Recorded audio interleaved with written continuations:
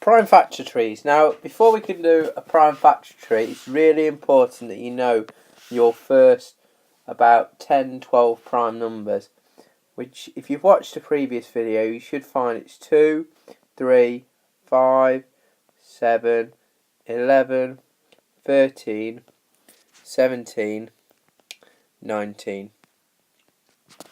Now, if you know these, this will make prime factor trees a lot easier.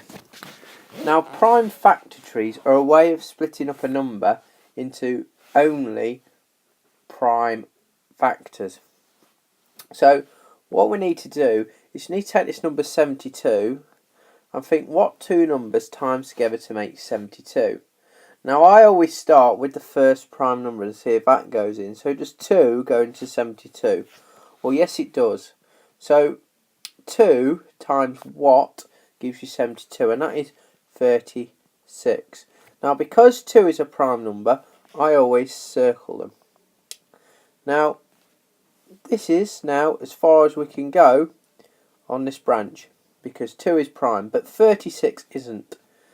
So what we need to do is we need to split 36 up. So, does 2 go into 36?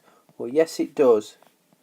2 times 18 is 36.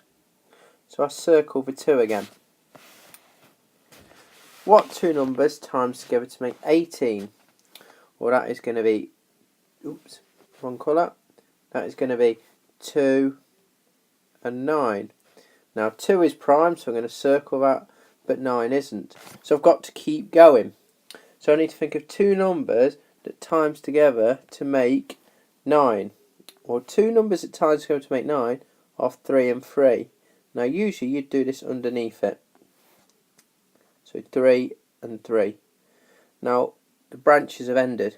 Now we've got all just the prime factors, which are the ones that are circled. To finish off the question, we have to write 2 times 2 times 2 times 3 times 3. Now we can simplify this because we've got 2 times 2 times 2. That is 2 cubed, and 3 times 3 is 3 squared. Now, prime factor trees appear very, very often in exams, and it's really, really key to go through and start off with the first prime number 2 and split it down into a product of its only primes. Now, if you multiply these together, you should get back to 72, so you know you've done it right. And that works with any number in the universe. It's a really fun skill, and it's enjoyable to have a go at.